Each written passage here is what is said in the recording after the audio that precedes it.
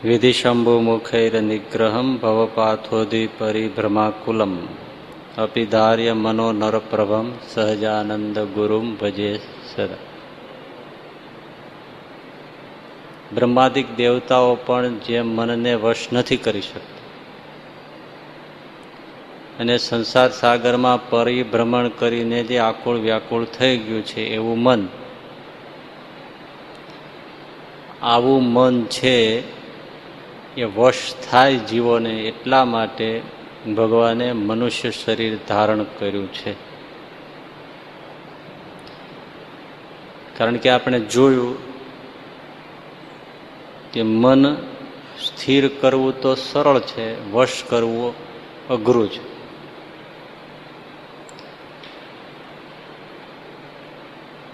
એ મન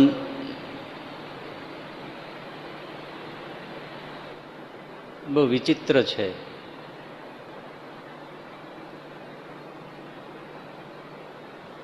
मन के हारे हार है, मन के जीते जीत है, मन के धारे सुख है, मन के धारे दुख है, બધું મનથી છે ને, બધો આધાર મનનો છે. મન સાકર, બહુ સરસ એક વાત છે. મન સાકર મન શેરડી, સાવ ગામડિયા કવિએ લખેલી વાત છે પણ બહુ મીઠી છે. મન સાકર મન શેરડી, મન મીઠું મન ખાંડ, સાવ તળપદી શબ્દો છે. સાવ સીધા સાધા, એને જે આપણે રસોડાની ચીજ સામગ્રી હોય ને એમાંથી જ એને વાત કરી છે, પણ ગજબ. મન સાકર મન શેરડી મન મીઠું મન ખાંડ, મન વરણ 18 હે, મન બ્રાહ્મણ મન ભાંડ. કાંઈ બાકી રાખ્યું? આવું મન છે. ઘડીકમાં બ્રાહ્મણ થઈ જાય, ઘડીકમાં ભાંડ થઈ જાય, ને ઘડીકમાં પવિત્ર થઈ જાય, પવિત્રતાની વાતો કરવા માંડે, ને ઘડીકમાં ગંદામાં ગંદી વાતો માંડે કરવા, ઘડીકમાં ખારું દૂધવા જેવું થઈ જાય, ઘડીકમાં મીઠું મધ જેવું થઈ જાય. એવું મન છે. પેલું ગીત છે પણ બહુ માર્મિક છે. મન માટે તો એના જેવું મને એકેય નથી લાગ્યું. તોરા મન દર્પણ કહાવે છે ને, કઈક કોઈને ખ્યાલ છે? તોરા મન દર્પણ કહલાય, સુખ કે કલિયા દુઃખ કે કાંટે, મન કે નैन हजार. सुख की कलियां दुख के कांटे, मन के नैन हजार. जग से कोई भाग जाए पर, जग से कोई भाग जाए पर, मन से भाग न पाई. तोरा मन दर्पण कहलाय. સમજાય કે? બહુ સીધા સાદા અર્થ અદભુત છે. સુખ કી કલિયા દુઃખ કે કાંટે, મન કે નैन हजार. जग से कोई भाग जाए पर, संसार छोड़े निकली जाए પણ મન સે ભાગ ન પાય. તોરા મન દર્પણ કહલાય. માથું મુંડાવી શકાય પણ મનને મૂંડવું, એને 1000 કાંટા ઉગે. રોજ નિત્ય લો, સવાર પડે ને કેટલાય એને કૂંપળ ફૂટે. દુષ્કાળ આવે જ નહીં મનમાં, કોઈ દી દુષ્કાળ. નીત નવા કાંટા ફૂટે જ રાખ. આજે પરવળનું શાક ખાવું છે, આજે ગલકાનું ખાવું છે, આજે રીંગણાનું ખાવું છે. અરે ચાતુર્માસ છે, હાલે. આજે ખાંડવી ખાવી છે, ને ઢોકળા ખાવા છે, ઢોસો ખાવો છે, પીઝા ખાવા છે. 1000 કાંટા ઉગે. વસ્તુ છૂટી જાય પણ મન તો ભેળું ને ભેળું જ આવે છે. સાધુ થઈ જાય તો મન તો એનું જ રહે ને. મન કણબી હોય તો કણબી જ રહે, બ્રાહ્મણ હોય તો બ્રાહ્મણ મળે, એવું ને એવું જ રહે. બોલો, નવું નકોર મન તો એવું જ રહે. મન સાધુ થાય એ જ કઠણ. મન સાધુ થાય તો પછી ઘરે રહે તોય ભલે ને જંગલમાં જાય તોય ભલે, અને મન સાધુ ન થાય તો જંગલમાં જાય તોય ભલે ને ઘરે રહે તોય ભલે.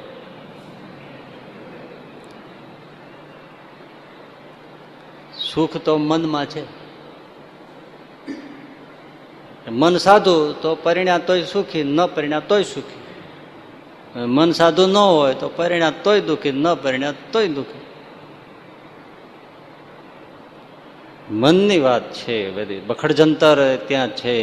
મન સાધુ તો આખું કુટુંબ ભેળું રહે તોય વાંધો નથી, અને જુદા જુદા રહે તોય વાંધો નથી. મન સાધુ ન હોય તો ભેળા રહ્યો તોય દુઃખ, જુદા રહે તોય દુઃખ. એક ભાઈ ને પાડોશમાં બહુ વારે વારે ડખા થાય ને આમ થાય ને ઝઘડો થાય ને કંઈક ને કંઈક ચાલે જ રાખે. એટલે પછી એને ઘરવાળીને કીધું કે હવે આપણે આ સોસાયટી બહુ બેકાર છે, નહીં ઉઠીને રોજ એ માથાકૂટ કરે એવા બધા પાડોશીઓ આપણે રહેવું નથી, આપણે ગામ જ બદલી નાખી. એટલે પત્નીએ તો જેમ કેમ કહેવાનું હોય, પછી એમાં કંઈ હોય નહીં. એટલે બધું ટ્રક લાવ્યા ને સામાન બધો ભરી લીધો, બધું તૈયાર થઈ ગયું. તો ઓલી પત્ની હતી ને એ લોખંડની કોશ લઈ ચૂલો માટીનો એ ખોદવા માંડી. જૂના જમાનાની વાત. એટલે પેલો જોઈ ગયો કે આ શું કરીશ તું? તો કે ત્યાં જોઈશે જ ખરો ને ચૂલો ખોદા. અરે ગાંડી છે, નવું ઘર હોય તો નવો ચૂલો 5 રૂપિયામાં આવે, અને નવો જ લેવાનો હોય, જૂનો થોડો લઈ જવાનો. આવો જે વપરાઈ ગયો જૂનો માંડવાનો કોઈ નવા મકાનમાં. ચૂલો તો નવો જ રખાય. પણ ત્યાં ન મળે તો કેવી વાત કરે. જ્યાં જાય ત્યાં ચૂલા મળી જાય એમ તો જ્યાં જઈશું ત્યાં લડવાનું કારણ નહીં મળી જાય? જ્યાં જઈશું ત્યાં તમને ઝઘડવાનું કારણ નહીં મળી જાય? સોસાયટી તો હશે ને ત્યાં. ચૂલો મળી જતો હોય જ્યાં જાય ત્યાં, તો તમારે લડવાનું છે તો લડવાનું તો તમને કોઈ પણ જગ્યાએ મળી જવાનું છે. એના કરતા અહીંયા હખણાર્યો ને તો આગળ બધું હરખું થઈ જાય. ત્યારે પેલા વિચાર થયો કે મારું તો ગમે ત્યાં જાય તો એ તો ઊભું જ થવાનું છે. દુઃખ મનમાં. એ મન પણ એ સમજે તો એ પાછું અવળું કરીને જ બેસે. સવારે ઉઠે તે સાધુ જ હોય, પછી જેમ સૂરજ ચડતો જાય એમ સાધુ મટતું જાય. આપણે મોટે ભાગે તમારે બધાનો અનુભવ તો હશે જ. તમે નાય ધોઈને પૂજા કરી લો ત્યાં સુધી સાધુ, પછી પૂજા પૂરી થાય ને ચા પાણી કરો, નાસ્તા પાણી કરો ને ઓફિસે જાઓ. સાંજ પડતા પડતા તો તપીને લાલ ચોળ થઈ જાય. પછી બધા જ વિચારો જતા રહે. સાંજ પડતા પડતા તો સ્થિરતા જ ન રહે. અને નહીં તો સવારમાં તો કેવું હોય, ભજન કરી લેવું છે ને હવે છેલ્લો જન્મ કરી લેવો છે ને ભગવાન રાજી થાય એમ જ રહેવું છે ને હવે ખોટું કઈ કરવું નથી. પણ ધીમે ધીમે ઓગળવા માંડે ને વિચારો બધા, એ વશ નથી થતો.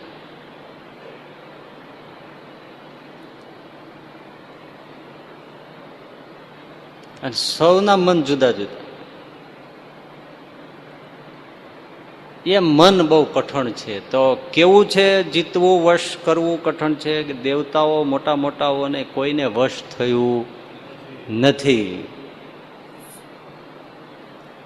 બહુ પછાડ્યા છે, માથા ભર પછાડ્યા છે. તમે પુરાણો કથાઓ એમાં બધામાં જોવો છો, કદાચ સાંભળ્યું હશે. આપણને આશ્ચર્ય થાય. આ કથાઓમાંથી સાંભળવાનું એ જ છે કે તો દેવતાઓ મોટા મોટાઓને જો આવી રીતનું હોય તો સામાન્ય વાત શું છે. પણ આમાં દીનાનાથ ભટ્ટ જે અનુભવનો લખે છે એ બહુ અદ્ભુત છે.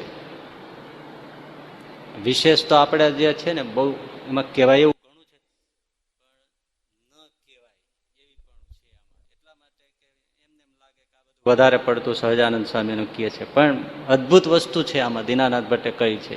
એ જ વાત નિષ્કુળાનંદ સ્વામી ભક્તો ચિંતામણીમાં કરી છે. બહુ એને સ્પષ્ટ કરી છે.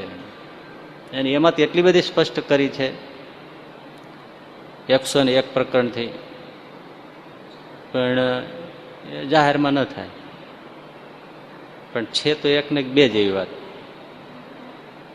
એ દીનાનાથ ભટ્ટ સમજુ જ છે ને, એટલે એને ખ્યાલ આવ્યો છે કે દેવતાઓ, મોટા મોટા ઋષિઓ, એને જે મન પછાડી ગયું છે એ મન સહજાનંદ સ્વામીની પાસે બકરી જેવું થઈને બેસે છે. એ 101% જેવી વાત છે, એમ દીનાનાથ ભટ્ટ કબૂલે છે.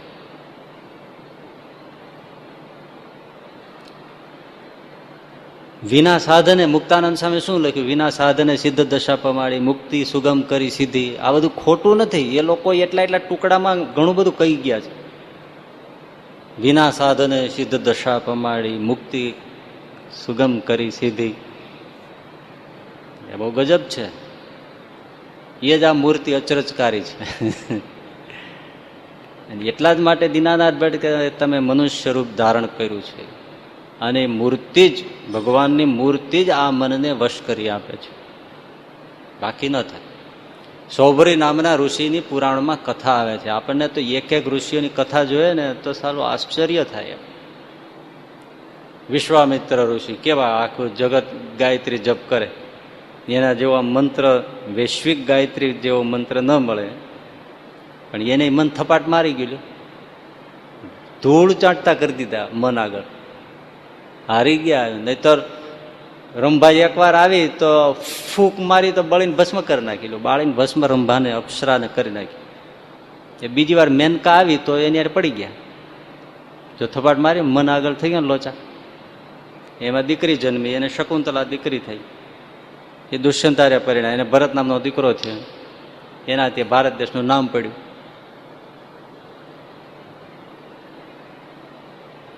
તો સૌભરી ઋષિની તો વળી એનાથી આશ્ચર્યકારી ઘટના. આ બધી 1-2 વાતો કહીને પછી હું થોડી ટૂંકમાં જ વાત કરીશ. પણ એમાંથી આપણને સહજાનંદ સ્વામીનો થોડો વૈભવ એ સમજવા જેવો છે.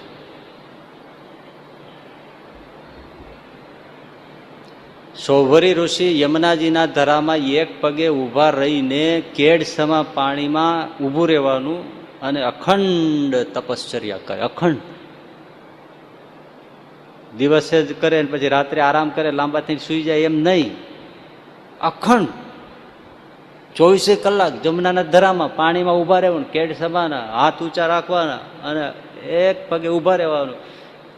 કેટલા વર્ષ તપ કર્યું ખબર છે? 60,000 વર્ષ ઊભા રહ્યા. કેટલું? 60,000 વર્ષ. વિચાર તો કરો. 60,000 વર્ષ. મને એક જણો કે અત્યારે કોઈ આવા તપ કરતા હોય, મેં અત્યારે ન કરે, ત્યારે કરાય, ત્યારે શરદી નહીં થતી હોય. ત્યારે શરદી થાય જ ભાગી જાય માણસ. પણ હવે 60,000 વર્ષનું તપ અખંડ કેવા કેવા કેવાય. એ મન ઓછું વશ કર્યું છે ને, ઢીલા નહીં. આપણે એકાદશી સવારે નક્કી કર્યું, બપોરે ભાંગી નાખીએ. શનિવારનું 91 તરત બપોરે થતા થતા તો પૂરું કરી નાખીએ. હવે આવતો શનિવારે ચોક્કસ ને ચોક્કસ રહીશું. એ વખતે રવિવાર વયો જાય પછી ખબર પડે શનિવાર વયો ગયો. ચોક્કસ ને ચોક્કસ એમ કે શનિવાર તો કરવો જ છે. તો મન જરાય ઢીલું નહીં પીડ્યું હોય ને, 60,000 વર્ષ સુધી ખાવું નહીં, પીવું નહીં, કાંઈ નહીં, અને અખંડ તપ કરો. હાડકાનો સાવ માળો થઈ ગયા. હવે કેવું મન થપાટ મારે જો. હવે એને એમાં એકવાર આંખ ખુલી અને આમ જોયું છે, ત્યાં નદીમાં માછલાઓ ક્રીડા કરતા હતા. તો એમાં એને ખાલી જોયું, એમાંથી એને એમ થઈ ગયું કે લ્યો મેં ગ્રહસ્થ આશ્રમ તો રહી ગયો. મને પછાડ્યો. એની આગળ પછી હારી ગયા. લ્યો તરત જ તપ પૂરું કરી નાખ્યું. માછલાનો ગ્રહ સંસાર જોયો, રતિ ક્રીડા જોઈ, એટલે એને એમ થઈ ગયું કે આ તો આ તો બાકી રહી ગયું. અને મનની અંદર વિકૃતિ આવી એટલે તરત સમાપ્તિ કરીને તરત બહાર નીકળ્યા. હવે એ તો શરીર સાવ અકડ થઈ ગયું, સાવ હાડકાનો માળો, કાંઈ નહીં, આને કોણ દે? કઈ એમ રેઢું તો નથી જ પીડ્યું, એ તો તમને ખબર છે કેમ મેળ પડે છે. હવે એમ એને કોણ કન્યા દે? પણ પત્રકાર ફરતા જ હોય, નારદજી નીકળ્યા, નારદજી તરત હાજર થઈ ગયા. નારદજી કે શ્રીમન નારાયણ નારાયણ નારાયણ, ઋષિ તપની સિદ્ધિ થઈ ગઈ શું? ના ના નારદજી એવું તો કઈ નથી, બસ પણ વિરામ રાખ્યો, હોલ્ટ રાખ્યો છે. એટલે શું કઈ કારણ છે? તો કે હવે તમારી આગળ તો શું છુપાવવું, પણ હવે મેરેજ કરવાની ઈચ્છા છે. વિચાર કરો, નારદજી આમ બહુ બહુ પાક્કા છે. એટલે દાંત કાઢીને એને ખબર છે, જો હું દાંત કાઢીને તો મને બાળીને ભસ્મ કરી દે. બેલેન્સ 60,000 નું છે. એ ખાલી 1,000 ની ફૂંક મારે તો મારી ચોટલી બટલી બધી બાળ નાખી. એટલે આને વતાવાય નહીં તપસ્વીને. એટલે આમ બહુ શાંતિથી વાત કરે છે. એને નારદજી કે શું કઈ તકલીફ હોય તો કેજો, આપણે મદદ કરીશું તમને. તો કે તમારી આગળ તો શું છુપાવું, પણ આવી ઈચ્છા છે, પણ હવે વિચાર થાય છે કે આમાં મને તો કેવી રીતે મેળ પડે. નારદજી કે વાત તો સાચી છે બાપજી, તમારી ઈચ્છા બરાબર છે. 60,000 વર્ષ તપ કર્યું તો બરાબર છે, આપણે કઈ ખોટું તો નથી કર્યું ને. હવે કાયદેસર આપણે પરણીએ તો એમાં કઈ ખોટું નથી કરતા. એટલે ઋષિને એમ થઈ ગયું કે આ મારી સાથે ભેળ્યો, કઈ વાંધો નથી. એટલે નારદજી કે કઈ મૂંઝાવાની જરૂર નથી, લગ્ન કરી શકાય. આપણે ક્યાં કોઈનું અપહરણ થોડું કરવું છે? કે ના, એવું તો કઈ મારી પાસે તાકાત નથી. તો તમારે તો એક જ કન્યા જોઈએ ને? તો કે ના, બસ એક જ, આપણે લગ્ન થઈ જાય, પૂરું થઈ ગયું. બાજુમાં માનધાતા રાજાની નગરી છે, એને 50 છોકરીઓ છે. તમે એકની જઈને સીધી માગણી મૂકો, માનધાતાને ભટકાડ્યો. બોલો,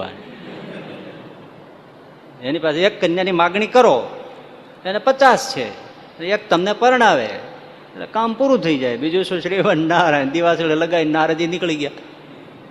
ઋષિ તો તૈયાર થઈને આવ્યા, સીધા માનદાતા રાજાની નગરીમાં હતા. ત્યાં પેલા તો ઋષિઓનું બહુ સન્માન થતું, અને જાણતા કે તપમાંથી આવે છે એને રાજા ફફડતા, બાળીને ભસ્મ કરી નાખે બધું. અને હતા એવા, તપે એવા, ને તપશ્ચર્યાથી બધા ઘણું બધું કરી શકતા.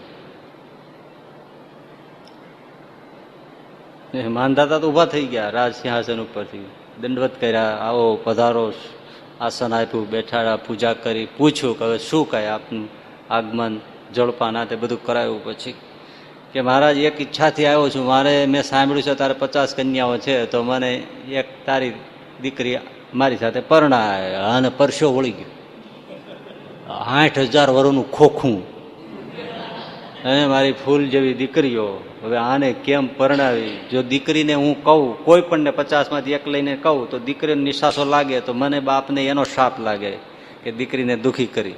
એટલે એક બાજુ કન્યા દુઃખ, એનો મને દુઃખ લાગે તો શાપ લાગે. બીજી બાજુ ના દઉં તો ઋષિ આખી મારી નગરી બાળી નાખે. હવે આ હુડી વચ્ચે હોપારી થઈ. હુડી જોઈ છે ને, હુડીની વચ્ચે હોપારી આવી જાય, હોપારીને ગમે એમ કરો, ભાંગ્યા છૂટકો. જો આમ કરું તો છોકરીઓ શાપ દે, આમ કરું નહીં તો ઋષિ શાપ દે. અને નારદજી હળગાવીને વિયો ગયો કે. એટલે ત્યારથી એવું બધું થયું છે કે આવું કોઈ કરતું હોય એને કહેવાય છે નારદ વિદ્યા કરી.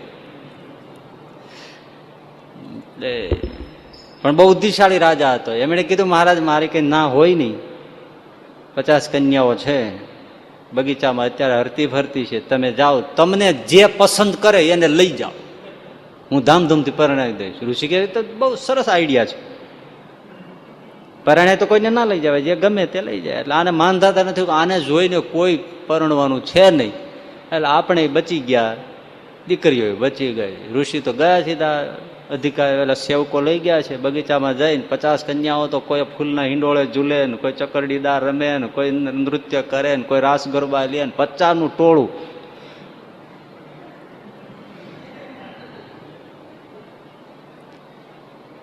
ઋષિ ત્યાં જઈને ઉભા રહ્યા, પણ ભાઈ એને જોતા વેતા જ ભૂત ભૂત ભૂત કઈને ભાગી બધી. ઋષિ સેવકોને પૂછે કે આમ કેમ છું, કેમ બધા ભાગી ગયા, તમારા નગરમાં આવી રીતે સન્માન કરે છે બહેનો? તો કે ના ના એવી રીતે નહીં, તમે આવ્યા એમાંથી આવું સન્માન થાય. આ કોઈ ઉભા તો ના રહે, તો કારણ શું છે? કારણ એ છે મહારાજ અમારા પર ક્ષમા કરજો, પણ તમારું રૂપ એવું છે ને એ જોઈને બી ગઈ એટલે ભાગી ગઈ. ઋષિ કે ઓહો હો હો એવું છે? હાથમાં પાણીનું કમંડળ, કમંડળ કર્યું ત્રાસું, હાથમાં અંજલિ લીધી, 20,000નું તપ લીધું.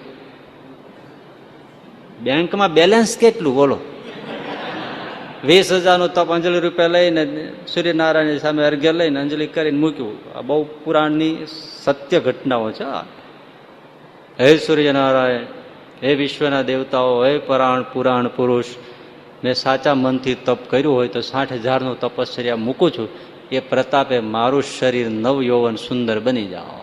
જેવું જળ ધરતી ઉપર પડ્યું ત્યાં તો રાજાનો કુંવર શું દેવનો રાજ સિંહાસન બિરાજમાં ઇન્દ્ર મહારાજા હોય ને એવું શરીર થઈ ગયું.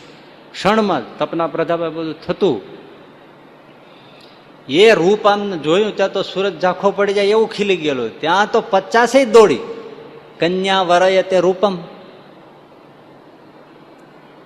છોકરીઓ રૂપ જોવે, પિતા ભણતર જોવે, આ બધું છે ઘણું બધું. માં પૈસો જોવે, બાપ પૈસો જોવે, બધા સંબંધીઓ કોઈ છે એ કંઈક કુળ જોવે છે, અને એ બીજા લોકો છે એ બધા મિષ્ટાન જોવે છે,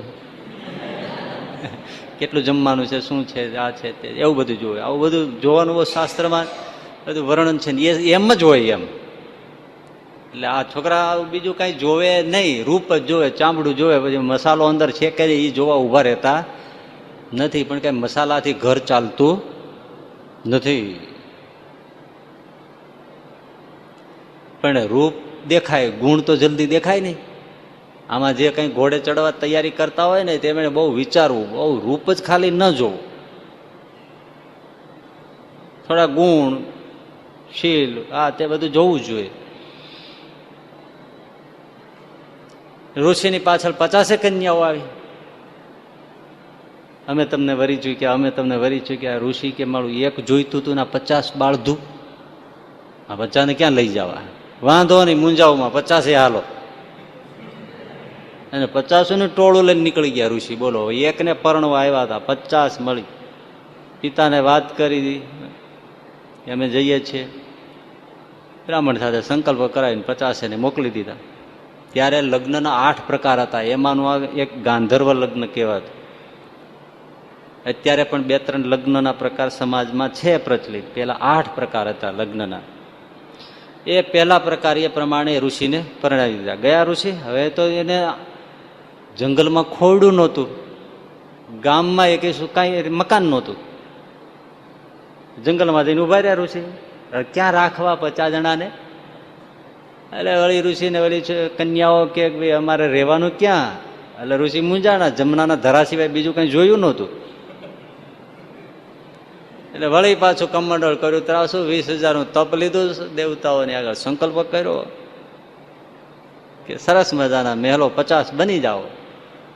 જ્યાં અંજલિ હેઠી મૂકી ત્યાં તો 50 મકાનો એક સરખી ડિઝાઇન ના હોય. એમાં આર્કિટેક્ટ કોણ જાણે કોણ હશે કાંઈ ખબર નહીં, પણ એવા 50 મકાનો બની ગયા. આખી 100 વર્ષ સોસાયટી તૈયાર થઈ ગઈ. સરસ મજાની. જાઓ બધી એક એક રહેવા વયા છે, જાઓ. એક 50 કન્યાઓ. ઋષિ મૂંઝાણા. ઓલા કે અમારી પાસે નથી, ઓલા કે અમારી પાસે બેસતા નથી. એટલે એ થાય ડખો. ઋષિ કે મૂંઝાઓમાં બીજું 20,000નું તપ મૂક્યું. 50 સ્વરૂપે 100 વર્ષ થયા. બેંક બેલેન્સ થઈ ગયું નીલ. 60,000નું તપ પૂરું. 50 પોતે 50 રૂપે 100 વર્ષ થયા. વચરામૃતમાં પણ છે.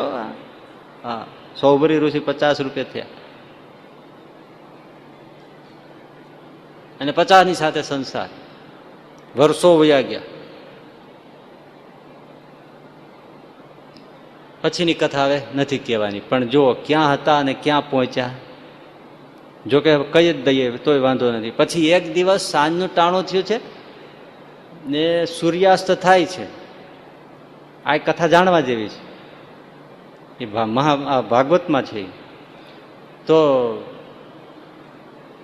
સૂર્યાસ્ત થતો જોઈને પછી ઋષિ બોલ્યા કે અરે સૂર્યાસ્ત થવા લાવો, લાવો મારો દર્ભનું આસન લાવો, જળપાત્ર લાવો, આચમનીઓ લાવો, મારે સંધ્યા તર્પણ કરવાનો સમય વયો ગયો છે. પછી 50 મળી હસવા કે વર્ષો વયા ગયા, તમે એક ગાયત્રી સંધ્યા કરી નથી હજાર સુધી.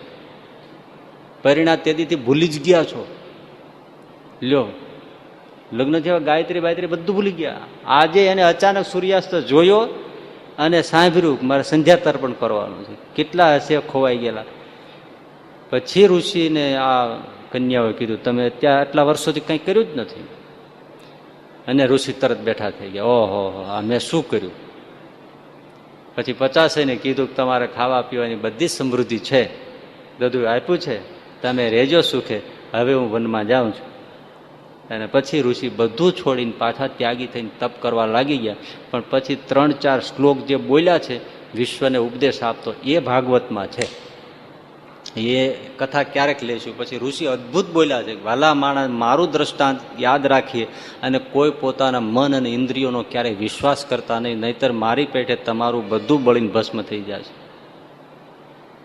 એટલે બહુ કિંમતી શ્લોક પછી બોલ્યા છે. તો આવા ઋષિ પણ મન આગળ પાણી થઈ ગયા, થપ્પડ ખાઈ ગયા. અને એ વૈયા ગયા, એને લાખો વર્ષ થઈ ગયા, તો હજી એને અત્યારે રાતે 11 વાગે 10 વાગે આપણે કથા માંડીને બેઠા છીએ. ભૂસાતું નથી. બ્રહ્મા પોતે સરસ્વતીમાં મોહ પામ્યા, એ તો કેવા દેવ છે. એટલે મોટા મોટા ઇન્દ્ર ગૌતમ ઋષિને ત્યાં અહલ્યા ઋષિના ખોરડામાં આવ્યો, નહીતર એને ક્યાં ખોટ છે? બધા બહુ તેજસ્વીઓ બહુ મોટા જ છે, પણ છતાં મન કોઈને કાંઈ આધીન રહેતું નથી.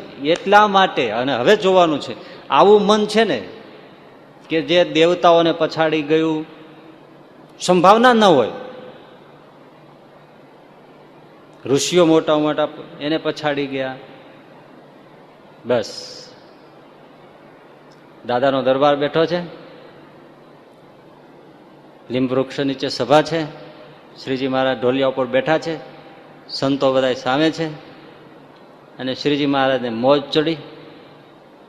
એટલે શ્રીજી મહારાજ મીંડા વખાણ કરવા, આ પ્રસંગ સાંભળજો ધ્યાનથી. એટલે મીંડા વખાણ કરવા શ્રીજી મહારાજ. ઓહો સંતો તમારી તો કઈ વાત ન થાય, તમે તો બહુ મહાન છો, બહુ મોટા છો. એટલે સંતો તો સાંભળે. શ્રીજી મહારાજ કે અરે તમારી શું વાત કરીએ, તમે તો સૌભરી જેવા છો, પરાશર જેવા છો, એકલશૃંગી જેવા છો, નારદજી જેવા છો, આવી બધા મીંડા નામ ગણાવવા. અને પછી ચમ ચમ ચમ ચમ બ્રહ્માનંદ સ્વામીના રૂવાડા બેઠા થઈ ગયા. એટલે મહારાજને હાથ જોડીને કે મહારાજ હવે આવ રાખો, ગાળો દેવાનું બંધ કરો. એટલે મહારાજ કે અમે સ્વામી ક્યાં ગાળો દઈએ છીએ, અમે તો તમારા વખાણ કરીએ છીએ. બ્રહ્માનંદ સ્વામી કે આને વખાણ ન કહેવાય, આને ગાળો કહેવાય. અમને મોટી કલંક રૂપ તમે ગાળો દો છો. તમે એમને સૌભરી કયો, તમે એમને નારદજી જેવા કયો, તમને પારાશર જેવા અમને કયો, એનો અર્થ શું છે? આ તમે જેટલા બધાના નામ ગણાવ્યા છે કોકની પાછળ પીડ્યા છે અને પોતાનો ધર્મ ભૂલી ગયા છે. અને પછી જે બ્રહ્માનંદ સ્વામી વાત કરી કે આ તમે ભગવાન છો, સર્વાંતર્યામી છો. જો અહીંયા આ વાત દીનાનાથ ભટ્ટે આમાં વણી છે. શ્રીજી મહારાજને બ્રહ્માનંદ સ્વામી ચેલેન્જ કરીને કહે છે કે તમે ભગવાન છો, તમે સર્વાંતર્યામી છો, તમારાથી કંઈ અજાણ્યું નથી. આ જેટલા બેઠા છે, કેટલા 500 સાધુઓ હતા શ્રીજી મહારાજ. આ જેટલા બેઠા છે, જે દી તમારા દીક્ષા લઈને તમારો આશ્રય લઈને બેઠા છે, એમાંથી એકેયને સ્વપ્નમાં સ્ત્રીનો ઘાટ થયો હોય તો તમે કહી દો, તો અમે માથું મુંડાવી નાખીએ, ફરી વાર માથું કાપી નાખીએ. એકેયને સ્વપ્નમાં જ જો ઘાટ થયો હોય તમારા આશ્રય આવ્યા પછી, તો કયો? એટલે મહારાજ એકદમ ઊભા થઈ ગયા અને બ્રહ્માનંદ સ્વામી ભેટી પીડ્યા. વાહ વાહ બ્રહ્માનંદ સ્વામી, આજ મને વગર ભોજન કરે 1.25 શેર લોહી ચડે છે. વાત એ સાચી ને? પણ એ ઋષિઓ નથી કહી શક્યા. એ બ્રહ્માનંદ સ્વામી આમ ચેલેન્જ કરીને કહે છે, સામે બેઠા છે, લ્યો ને. એ વશ કર્યું કોઈને? નહીતર મનનું એવું છે, તમે એને સાથે એમ કહો કે હું તને જીતી ગયો તો બીજે જ મિનિટે થપાટ મારી દે. ત્યારે આ સામે અને ભગવાનની સામે તમે કહી દો, એ કેટલું કઠણ છે કયો? એ તો બહુ વિચારો તો જ ખ્યાલ આવે. અને એમાંય બ્રહ્માનંદ સ્વામી એકનું જ તમે ચરિત્ર લઈ લો, બહુ બોલવું કઠણ છે. અને બ્રહ્માનંદ સ્વામી એટલે એક વસ્તુ સમજજો, આ થોડી સાહિત્યક વાત છે પણ નહીં બહુ કહીએ. એ પોતે બ્રહ્માનંદ સ્વામી કવિ હતા, એ તમે જાણો છો. પણ એમાં આ વસ્તુ ઓછા જાણતા હશે કે એ શૃંગાર રસના કવિ હતા. નિષ્કુળાનંદ સ્વામી વૈરાગ રસના કવિ કહેવાય. વાત વાતમાં એને ગમે તેમ હેતની વાત કરતા હોય તો વૈરાગ તો આવી જ જાય. મુક્તાનંદ સ્વામી છે શાંત રસના કવિ છે, કે ગમે ત્યાં જાય તો તાતું ભગવાનની મૂર્તિમાં સ્થિર થઈને જ્ઞાન થઈને શાંત રસ આવી જ જાય. પ્રેમાનંદ સ્વામી પ્રેમ રસના કવિ છે, કે ગમે તેમ પંક્તિઓ લે પણ ભક્તિ રસ તરત એને ધીરે ધીરે સ્વરૂપમાં આવી જ જાય. એમ બ્રહ્માનંદ સ્વામી છે એ શૃંગાર રસના કવિ છે. શૃંગાર રસ એટલે જયારે લાડુદાન તરીકે હતા ત્યારે એને રાજ રજવાડામાં જે મહાત થઈ જતા, બધા નવાબો આફરીન થઈ જતા, એ એની પેલી જ પંક્તિઓ સાંભળીને જ જુનાગઢની કચેરીમાં એમણે એકવાર ખાલી દીવાની જ્યોત ઉપર શૃંગાર રસના કાવ્યો રજૂ કર્યા. એ નવાબ જિંદગીમાં ક્યારેય ભૂલી ન શક્યો,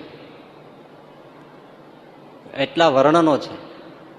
હવે શૃંગાર રસનો એટલે કેટલો વિલાસી માણસ કહેવાય, અને તો નેચર છે એનું. અને છાતી ઠોકીને કહેતા 80 વર્ષના બુઢ્ઢાઓને ભેળા કરો, અને બ્રહ્માનંદ સ્વામી લાડુદાનજી હતા ત્યારે એ શૃંગાર રસ માંડે તો 80 વર્ષના પરણવાના કોડ થઈ જાય એવા એને તોર ચડાવી દે. બોલો, એવા એ શૃંગાર રસના કવિ હતા. 80 વર્ષના ભાભાને એમ થાય ફરી વાર ઘુમાડા ચાર મારી લઈ. એટલે તો ભાવનગરના મહારાજાએ ખાસ આમને કીધું હતું કે તમે દાદા ખાચરની બે બહેનો છે એ પરણી છે છતાં સાસરે જતી નથી, તો તમે એને પાછા સાસરે મોકલી દો તો તમે સાચા શૃંગારસના કવિ કહેવાઓ. અને બ્રહ્માનંદ સ્વામી એ તો મારે રમતની વાત છે, પુરુષોને હું પીગળાવી દેતો હોઉં તો બહેનોને તો વાત ચપટીમાં વગાડતા. યુવાન છે પાછી, આ તો ગરડાવાને મેં ફેરા ફરાવી દીધા છે આવા. પણ એ બ્રહ્માનંદ સ્વામી ત્યાં આવ્યા અને બ્રહ્માનંદ સ્વામીની 3 કલાક સુધીની જીવબાન લાડુભાઈ વાતો સાંભળી અને બોલવા જ દીધા. બોલો, એ કઈ હુંકારો આવ્યો નહીં. એ જોગમાં એને શું કયો, નહીં તો 5-10 મિનિટમાં બધા આખું વાતાવરણ બદલી જાય. ત્યારે જીવબાન લાડુભાઈ કીધું કે હવે જો ઘણા સમય વયો ગયો કવિરાજ, તમે અત્યાર સુધી કરીને કર્યું શું? મળને વિષ્ઠાની કોથળી એવું જે શરીરે દુર્ગંધના જ ગુણ ગાય ને. લાડુદાનજીને આવી થપાટ લાગી. આવા શૃંગાર રસના કવિ હતા. હવે જેટલું વિચારો ને બહુ વૈચારિક રીતે તેટલું જ તમને હાથમાં આવે. એ જ મિનિટે સાધુ થઈ જાય અને શૃંગાર રસ અદ્રશ્ય થઈ અને ભક્તિ રસમાં પલટાઈ જાય. એ કરિશ્મા કોનો? એ આ મૂર્તિનો કરિશ્મા છે. મન નહીતર ભૂલતું નથી. એ જ પાછા સામે બેહીને એમ કે છે કે તમે જે દિવસના સાધુ થયા તે દિવસના બોલો લ્યો, હવે કઈ હોય તો. તે આ શું કઈ ઓન ઓફ ની સ્પીચ વાળું તો નથી. તો એ આ વાત દીનાનાથ ભટ્ટ કે છે મહારાજ, અને એ જ વાત નિષ્કુળાનંદ સ્વામી કે છે. મોટા મોટા થયા, મોટા મોટા રાક્ષસો થયા, હિરણ્યકશિપુ હોય, રાવણ હોય, બધાના નામ લીધા છે. આમાં કોઈ કામની પાછળ, કોઈ ક્રોધની પાછળ, કોઈ લોભની પાછળ તો બધા હેરાન થઈને મરી ગયા છે. દુનિયા વશ કરી પણ દોષોએ એને પાડી દીધા. ત્યારે અહીંયા જે આવ્યા તો બીજી ક્ષણે શું થઈ ગયું? માથું મૂકે ને માથું ઊંચું કરે, વાત પૂરી થઈ ગઈ. એવું શું એ મૂર્તિમાં છે? બસ એ મૂર્તિનો ચમત્કાર છે. એ આ રૂપ માધુરીની વાત છે. પેલો જે નિજ તત્વ થાવ બોધનમ હતું એમાં સ્વરૂપ માધુરીની વાત હતી, અને આ વિધિ શંભુર મુખે નિગ્રહમ એમાં રૂપ માધુરીની વાત છે. જુનાગઢમાં જયારે મહારાજની સવારી શ્રીજી મહારાજની પધરામણી થઈ અને નવાબે કીધું પધારો, ત્યારે નવાબ જુનાગઢના નવાબનો દિવાન મંગળદાસ એ થોડો દ્વેષી હતો, અને એમણે સવારીમાં પછી શ્રીજી મહારાજને માટે અપમાન થાય એટલા માટે ખાસ વાળી ઘોડો મોકલ્યો. વાળી ઘોડો એટલે ઘોડીઓ માટે જ રાખ્યો હોય એ ઘોડો. આ સીધી એક સાદી વાત, પણ કેવો કે 4 જણા તો એના શરીર ઉપર ભાલા અડાડી રાખે અને આંખ ઉપર તો ડાબલા બાંધી રાખે, 2 જણા તેના ચોકડા ઝાલી રાખે. ત્યારે કાબુમાં રે એમાં ઘોડીઓનો હોણા સાંભળે એટલે કેટલાયના તો જાન વૈયા જાય, બહાર તો કાઢે જ નહીં તબેલામાંથી. એવો ભયંકર ઘોડો એ સવારીમાં આવી જ રીતે મોકલ્યો પાછો ભાલાની નોક ઉપર. હવે નવાબને તો ખબર ન હોય, બધું દીવાનને ને બધા અધિકારીઓને કહી દીધું જાઓ સામે લઈ જાઓ. જે આ ઘોડો સામે આવ્યો, શ્રીજી મહારાજ તો માણકી ઉપર હતા ને આ સન્માનમાં આવ્યું. એટલે મહારાજે બ્રહ્માનંદ સ્વામી પાસે બોલાવ્યા. બ્રહ્માનંદ સ્વામી અહીંયા આવો તો તમારે આ ઘોડા ઉપર બેસવાનું છે. બ્રહ્માનંદ સ્વામી કે મહારાજ તમારા કાચા લોટના ગોળા ખાધા કોઈ દી ના પાડી નહીં. કોથળા પહેરવાનું કીધું કોથળા પહેર્યા કોઈ દી ના પાડી નહીં. વૈરાગ્યો માર્યા, પશુને મારે એમ ધોકે ધોકે માર્યા તોય કોઈ દિવસ ના પાડી નહીં, ફરિયાદ કરી નહીં. તો એ હજી માર ખવડાવો તો ખરાવો, પણ આ ઘોડે બેસાડીને મારા ઢીંઢા શું કામ ભંગાવો છે? એટલે શ્રીજી મહારાજે ખાલી આમ જ સામે જોઈ રહ્યા એટલે સમજી ગયા કે બાપની ઈચ્છા મારી પાસે છે બેસાડવાની. એટલે એક શબ્દ બોલ્યા નહીં. ચાલો એ ગજબ છે ને, આ ઘોડા ઉપર બેસે કોણ? અને ભગવાન પોતે જે કહેવાય છે એ છટકી જાય છે. ઘણી વાર આપણને વિચાર આવે, સ્કૂલમાં શિક્ષકે છોકરાઓને પૂછ્યું, જોજો કે જો છોકરાઓ ગણિત તમને કડકડાટ આવડવું જોઈએ, 1 ને 1 2, 2 ને 2 4, 4 4 8, 8 ને 8 16, 16 32, 32 32 64, 64 ને 64 કેટલા થાય કયો જી? એટલે છોકરો કે હેલું હેલું તમે કહી દીધું અને અઘરું તમે અમને પૂછો છો.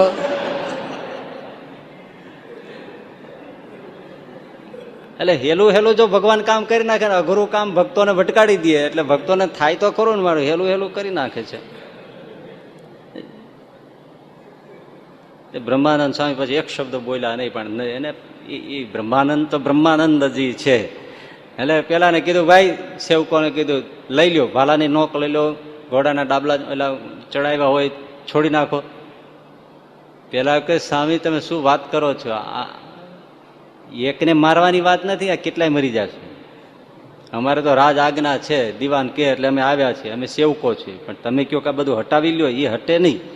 બ્રહ્માનંદ છે કે ચોકડું મારા હાથમાં આપી દો ને તમે બધું લઈને નીકળી જાઓ એક બાજુ. બહુ આગ્રહ કર્યો, દઈ દીધું. પણ ઘોડો તો છલાંગ મારીને જીવ લેવા તૈયાર થઈ ગયેલો. ત્યાં જ બ્રહ્માનંદ સ્વામી એની પીઠ ઉપર જોરથી થાપો માર્યો. ઇતિહાસ સાક્ષી, સૂર્ય ચંદ્ર તો પૂછી શકતા હોય તો પૂછી શકો છો. આકાશમાં ઉભેલા સૂર્ય વિચારી રહ્યા છે અને બ્રહ્માનંદ સ્વામી જોરથી ઘોડાની પીઠ ઉપર સ્વામિનારાયણ કરીને થાપો માર્યો. જેમ ફ્યુઝ વિયો જાય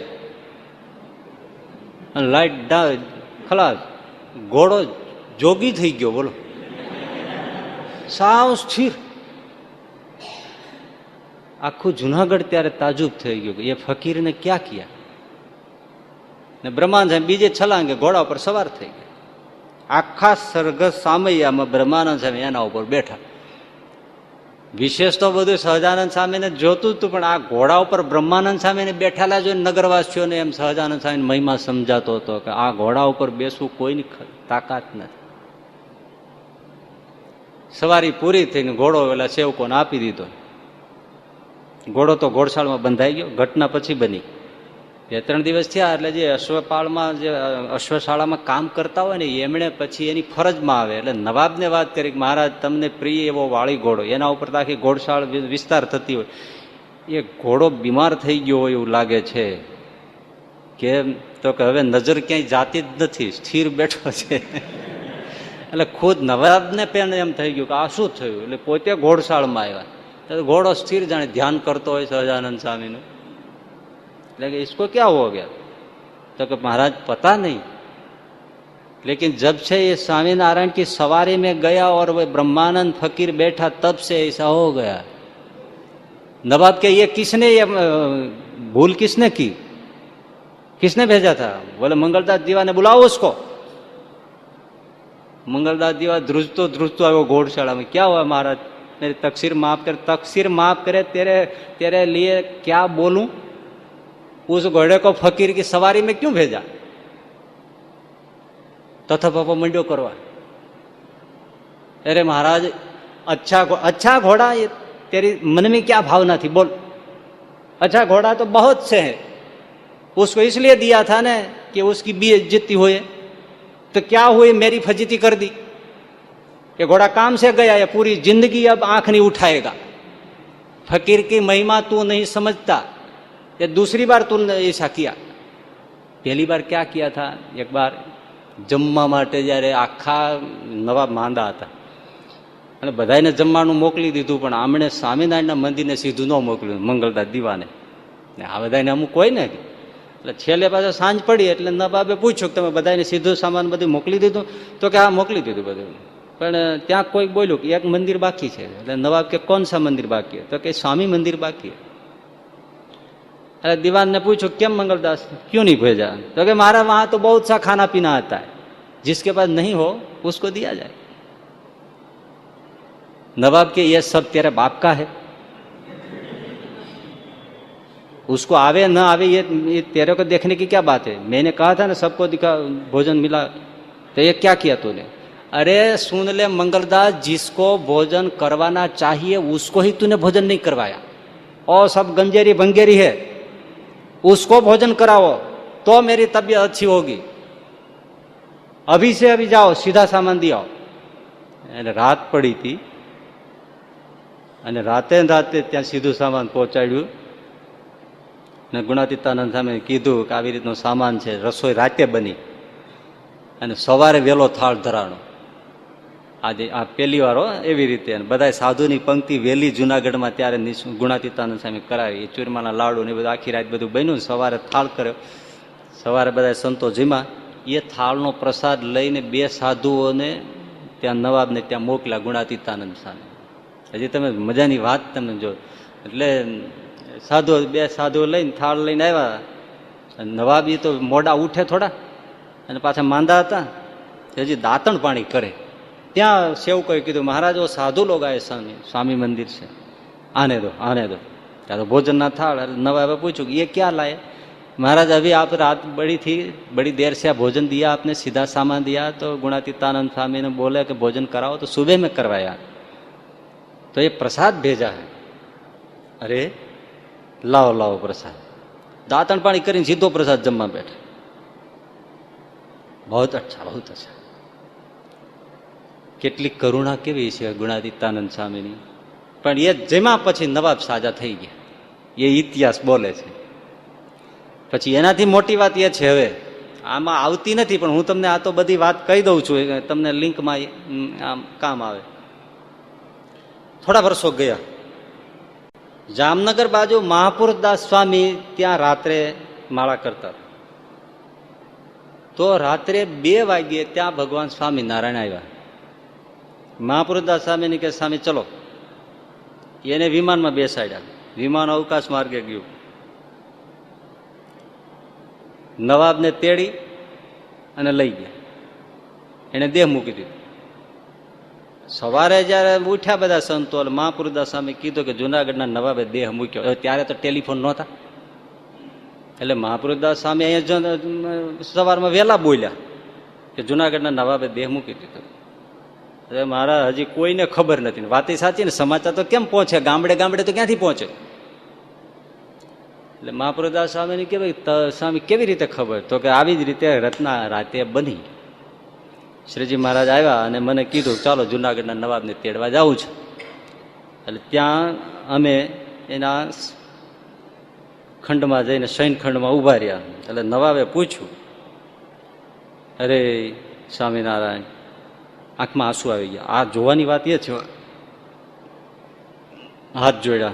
महाराज मैंने तो पहली बार आपका बहुत अपराध किया है. शुरुआत में बहुत विरोध करेलो એ નવાબે. मेरा गुनाह माफ कर. એટલે श्रीजी महाराज बोला कि जाओ तुम्हारा सब गुनाह माफ, क्योंकि बाद में तुमने बहुत पक्ष रखा है. પક્ષની ભગવાનનો આવા પ્રસંગે એને રાખેલો પક્ષ, तुमने बहुत पक्ष रखा. મંગળ દીવાનની સામે એને બહુ પક્ષ રાખ્યો, કારણ કે મંગળ દીવાન તો જુનાગઢમાં ભગવાન સ્વામિનારાયણને પ્રવેશ કરવા દેવા માંગતો જ નહોતો. અહીંયા આવવા જ ન જોઈએ. પછી મંદિર કરવામાં બહુ માથાકૂટ કરી હતી. પણ જ્યારે નવાબે આવવાની હા પાડી ત્યારે મંગળદાસે એમ કીધું કે આ તમારું રાજ લઈ લેશો. એની યારે સૈનિકો બહુ છે, એટલે દરબારો બધા હોય ને, એટલે કે તમારું રાજ પડાવી લેશે. એટલે નવાબે ત્યારે મંગળદાસને કીધું ले लेवे तो ले लेवे राज, ये फकीर का ये है सब, पर स्वामीनारायण को भीतर आने दो. बस आज ये बात बनी ने ये महाराज याद राखी कि राज वयू जाऊ तो भले वयू जाए, यानी ले तो ये वापरे. फकीर को दिया है, फकीर ने ले लिया, बस हम फकीर हो जाएंगे, उसको आने दो. આટલો પક્ષ આવી રીતે રાખ્યો અને શ્રીજી મહારાજ ખુશ થઈ ગયા. એટલે તમારા બધાય ગુના માફ, ચાલો અમારી સાથે. એને દેહ મૂક્યો રાત્રે 2 વાગ્યે નવાબને વિમાનમાં લેતા મહાપુરુષદાસ સ્વામી કે અમે ગોલોકમાં ગયા અને ગોલોકને દરવાજે દરવાણી તરીકે 4 ભુજાવાળો દરવાણી કરીને એને રાખીને શ્રીજી મહારાજ પાછા વહી આવ્યા. ગોલોકને દરવાણી કર્યો ત્યાં 4 ભુજાવાળો લ્યો અહીંયા રહ્યો. હવે એ જ્યાં શું કરતો એ ખબર નથી, પણ કેવડી મોટી વાત એમ. ભગવાન આવે છે, જો આપણને સમજાય નહીં પણ બહુ મોટી વાત બનતી હોય, ક્યાં નવાબનો કોઈ જન્મે છુટકારો થાય નહીં, પણ કામ કાઢી ગયો. હવે એનું પતન તો નથી થવાનું, એકવાર દરવાજે પહોંચી ગયો, ક્યાં જીવ વયો ગયો બોલો. આપણે ફાંફા મારી છે એ વયો ગયો ત્યાં લ્યો. તો બ્રહ્માનંદ સ્વામીએ બીજાને પ્રાણીઓમાંથી વિકાર કાઢી નાખતા હોય તો એની તો કોઈ વાત જ નથી. હવે આ વાત તો સાધુઓની છે, પણ શ્રીજી મહારાજે ભાદરાથી કાગળ લખ્યો, માચા સુરા સોમલા અલૈયા મૂળું નાજા માતરા મામૈયા અજા જીવા વીરદાસ વળી લાધા કાળા કમળસી મળી એ સર્વે તજી ઘરવાર થાજો પરમહંસ સૌ નિર્ધાર. 18 જણાને કાગળ લખ્યા, એક સંદેશ વાહકને કાગળ આપ્યો, લ્યો ભાઈ આ તમે જાઓ, આટલા જેને જેને લખ્યા છે એને બધાને કાગળ આપજો. કાગળમાં શું લખ્યું? તમે જમતા હો ને કોળિયો હાથમાં લીધો કોળિયો થાળી મૂકી દેજો. ખેતરમાં હોય તો ખેતરમાંથી હાલી નીકળજો, બજારે બેઠા હોય તો બજારમાંથી હાલી નીકળજો. ક્યાં જવાનું? કુંભારની ત્યાંથી ગેરુલી ભગવા પહેરી અને જેતલપુરમાં સ્વામી રામદાસજીને મળી કાશીની જાત્રાએ નીકળી જાય સાધુ થઈને. આ બધા ગામ ધણીઓ કોઈ મોટા મોટા ગામના પટેલ આગેવાનો હતા. આપણને આવી રીતે ચિઠ્ઠી આવે તો કોઈ નીકળે નહીં, ભાડું વિચાર તો પડે જ ને. એ ખાલી સભામાં આવવું હોય તો આપણે 3 જણાને પૂછીએ, ઘરમાં પૂછવું પડે કે જાઉં તો હમણાં 2-3 દિવસ પહેલા ખરેખર 1 જણાનો ફોન આવ્યો, આ તમને કહું છું ખરેખર રિયલ. મને કે સામે મેં આજે એ કે તમે મને શુક્રવારે આવવાનું એકવાર તમે કીધેલું પણ હું આવું છું, મારી ઘરવાળી એમ મને કહે છે કે તું ત્યાં જઈશ તો હું વહી જઈશ.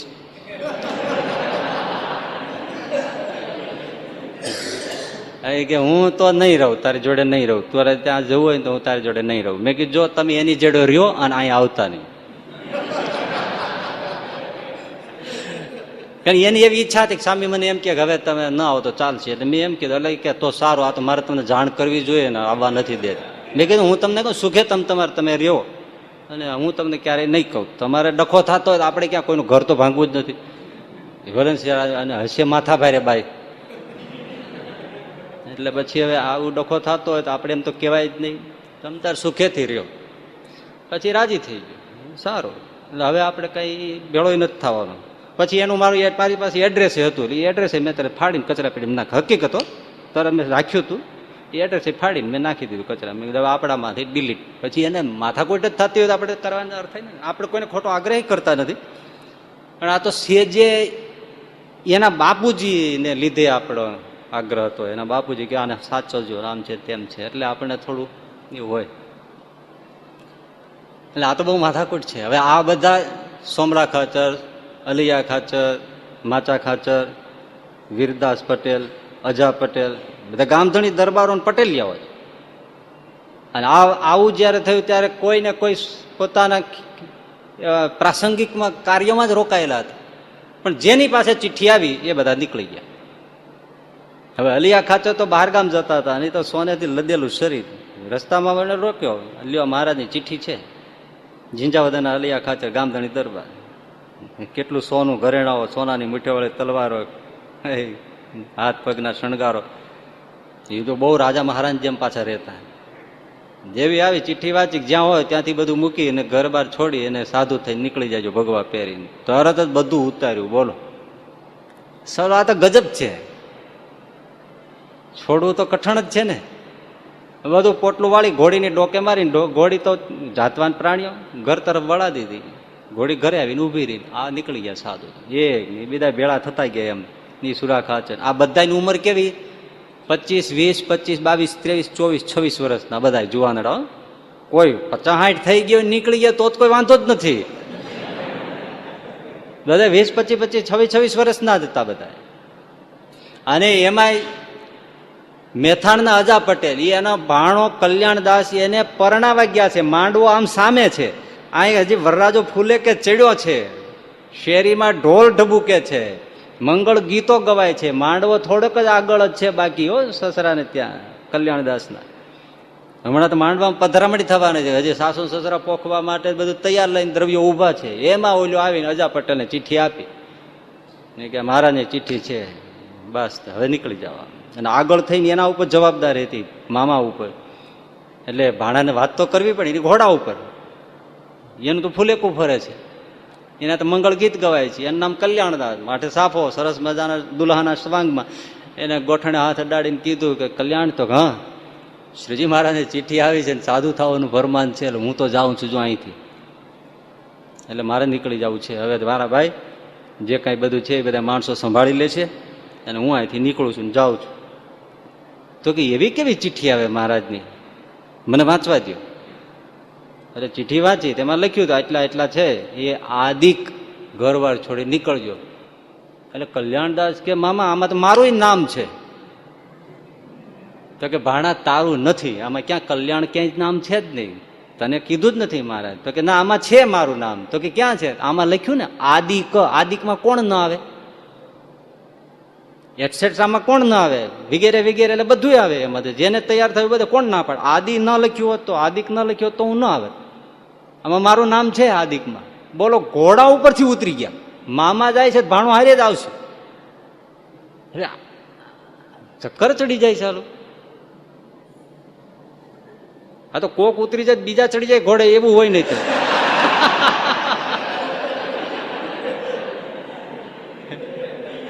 અને આ ત્યાંથી નીકળી ગયા. બોલો, મામાએ બહુ કીધું ભાણા તારું નામ નથી, માને પાળવા રોકાવ બધું. તો ના, આખો ગામને કેટલો ધ્રાસકો પીડ્યો છે. બધા ઉભા રહ્યા, ઢોલી બોલી બધા બંધ થઈ ગયા. વરરાજો મૂળ મુદ્દો જ જાય છે કે ને કલ્યાણદાસ નીકળી ગયા કે મામા આપણે બે નીકળી જાય. કોઈ રોકી ન શક્યા, આખું ઘર જોઈ રહ્યું. પણ એની જનેતાઈ કેવી છે કે મારે જે દ્રવ્યોથી દીકરાને પોખવાનો હોય એ જ દીકરાથી આજે વિદાય થાય. માં કેવી છે, નહીં તો ઘોડો પાથરીને રડવા માંડે. ભગવાનને માર્ગે ક્યાંથી એમ. અને આજે આવા કલયુગમાં હજી કોઈ એવા છોકરા હોય ને ભગવાન ભજવા તૈયાર થતા હોય તો અમુક મા બાપ તો બહુ રાજી થતા હોય કે ભગવાનને માર્ગે જતો હોય. કેવું એમ તમ છે. તો કલ્યાણદાસ નીકળી ગયા, મામા નીકળી ગયા, 18 જણા આવી રીતે નીકળી ગયા. 19માં આ કલ્યાણદાસ જેતલપુર થઈને કાશી જવાનું હતું. ત્યાં રામદાસજી ભાઈને મળવાનું હતું, રામદાસ સ્વામી રામદાસજીને, શ્રીજી મહારાજ આ બધા આવ્યા જ. હવે એક તમે વિચાર કરો, વાત આવ સામાન્ય છે પણ એ ગામધણી દરબાર સાહેબીથી જમવા વાળા ભગવા કરી નાખ્યા. બીજે દિવસે ભિક્ષા માગવા જવા ને. આ નાની વાત છે. તમે આજે એક દિવસ ખતરો કરો, સોસાયટી માગીને ખાઈ જવો. ભલે બુફેમાં તમે એવા જ લાગતા હો, પોળમાંથી માગીને ખાતા હોય એવા જ, પણ કઠણ છે. ઝાડા નીચે સુઈ રહેવાનું. એક વચને ને નીકળી ગયા આવી રીતે. એ ફરીને પછી રામદાસજી પાસે આવ્યા. ત્યાં મહારાજ એમને રાત્રે દર્શન આપ્યા. શ્રીજી મહારાજ ભુજ હતા ત્યાંથી. એ કે આ બધા નવા પરમહંસો આવે છે એને હવે તમે કાશી જવા દેતા નહીં, તમે લઈને એને ભુજ આવજો. આ બધા આવ્યા. રામદાસજીભાઈ તૈયાર હતા. બધાને આગતા સ્વાગતા કરી, બધાને ભોજન પાન કરાવ્યું અને કીધું અમારે કાશી જવાનું છે. જવાનું નથી, આપણે ભુજ જવાનું. તો કે મહારાજની આજ્ઞા પત્રમાં છે. એ નારાજ થાય મારી માથે. ચાલો ભુજ ગયા. ભુજમાં પ્રવેશ કર્યો. ત્યાં મહારાજે બધા સંતોને તૈયાર કર્યા. ચાલો, નવા સંતોની મંડળી આવે છે. મહારાજ કોણ? તો કે આવે છે. અને એ 18 પરમહંસો આવે. 19માં કલ્યાણદાસ અને 21માં રામદાસ. 20 જણાની મંડળી. જેવા દૂરથી દેખાણા શ્રીજી મહારાજ માણકી ઘોડી ઉપરથી છલાંગ મારી પોતે દંડવત પેલા સાધુને કરવા માંડ્યા. દ્રશ્ય તમે આમ વિચારો. ગામની પાદરની ભાગોળ હશે, સામે 20 સાધુઓ છે, શ્રીજી મહારાજ ખુદ દંડવત કરતા હશે, પછી ઓલા સાધુઓ તો સામા દંડવત મંડળ કરવા. પણ કેવું દ્રશ્ય છે. દોડી ભેટી પડ્યા, આવ્યા, જમાડ્યા. એક એકની હિસ્ટ્રી જોઈ. કલ્યાણદાસને કીધું તમે કેમ આવ્યા? જે નજીક મીંઢળ બાંધેલો હતો, હજી એમનો મીંઢળ હતો.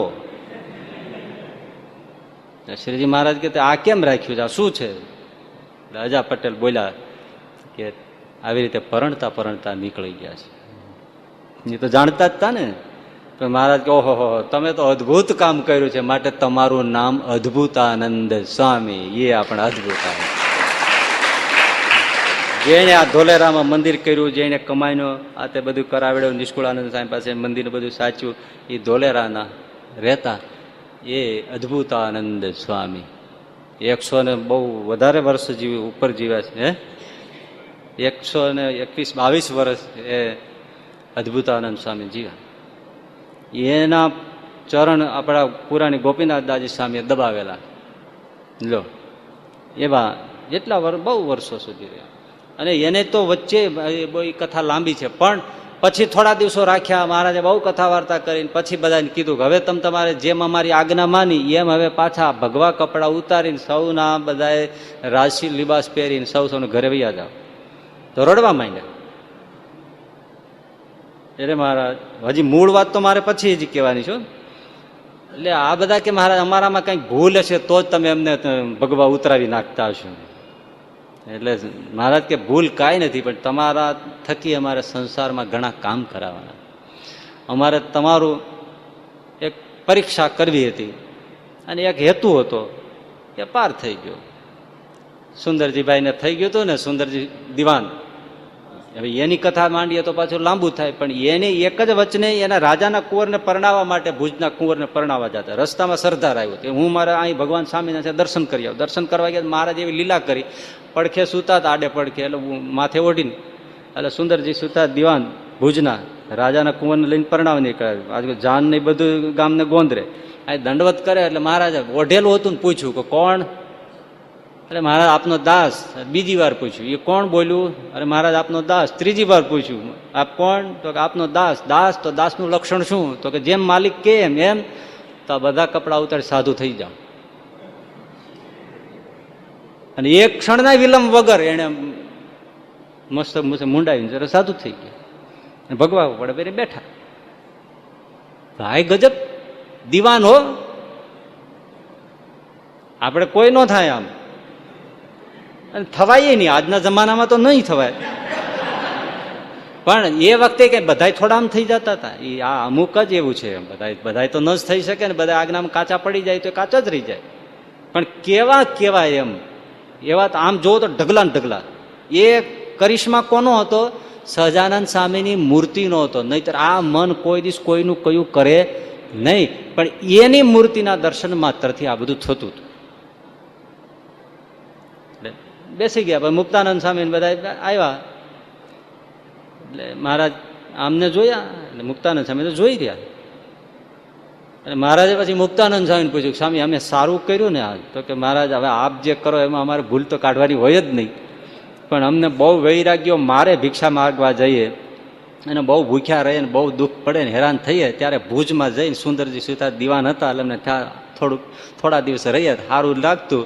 એટલે વળી પાછા અમે તો વૈરાગ્યનો માર ખાવા માટે પછી બીજે જતા. એટલે એક આ વડલા જેવો વિસામો ખાવાનું ઠેકાણું ભુજમાં હતું. એ દિવાન હતા એટલે અમને ઓછી કનડગત થતી. એટલે આ એ ટળી ગયું. બે ધોકા વધારે ખાશું મુક્તાનંદ સ્વામી કે. એટલે મહારાજ કે એવું થઈ ગયું સ્વામી? તો કાંઈ તો એવું જ છે, પણ આપની જેવી ગમતું હોય એવું જ કરજો. એટલે મહારાજ ફરી જ કીધું સુંદરજીભાઈને, આપ કોણ? તો મહારાજ આપનો દાસ. એમ? તો દાસનું લક્ષણ શું? તો સ્વામી કે એમ. તો ફરીથી આ લુગડા પહેરી લ્યો.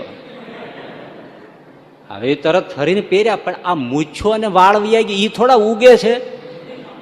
હવે તો પેલા તો કોઈ મરણ થાય તે ઉતારતા, હવે અમને તો ઉતારતા નહીં. હવે એ બધું પાછું મૂંડો માછા મૂછો નહીં એમને બધું લઈને ઓલા બેઠા હતા ત્યાં ગયા. તો ઓલા તો અપશુકન માને ને, આ શું? એને એવો ગોળો પાઈ દીધો એ કે મેં જયારે આ કુંવર નાના હતા ત્યારે માનતા માનેલી કે એને રંગે ચંગે આપણે પરણાવવાનું થઈ જાય તો મારે મારા ઈષ્ટદેવના સ્થાન કે વાળ ઉતારી એ ચડાવી દેવા.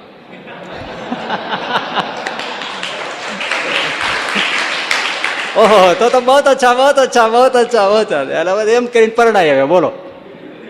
અને વળી પાછું ખાધું પીધું ને રાજ કર્યું, વૈયા ગયા ઘેર. એ સુંદરજીભાઈ ને જતા જતા મહારાજે કીધું કેમ કઈ કેવું છે? તો કે મહારાજ બીજું તો કઈ નથી કેવું, પણ આવી પરીક્ષા કોઈની લેતા નહીં, નહીતર કોઈ પાર નહીં ઉતરે. એને અહંકારનો કોંટો ફૂટી ગયો.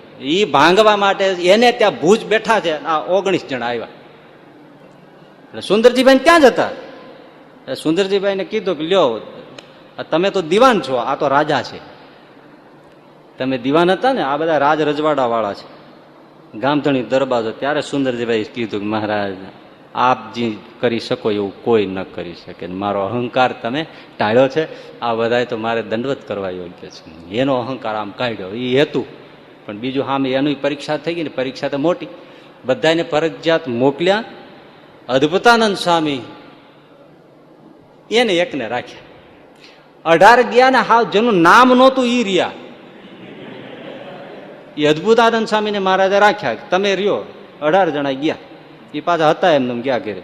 પણ હવે મજાની વાત છે, સહજાનંદની મૂર્તિનો હવે પ્રતાપ જોવાની વાત છે. ઘરે 18 જણા ગયા, એમાં જે નહોતા પરિણ્યા એ પરિણ્યા જ નહીં, અને જે પરિણ્યાતા એને સંસાર રાખ્યો નહીં. ભેળું રહેવાનું, છતાંય સાધુના ધર્મ, કોઈ વિકાર જ નહીં. ગયું ક્યાંય ગયું? સલુણી છબી સહજાનંદ સુખકારી.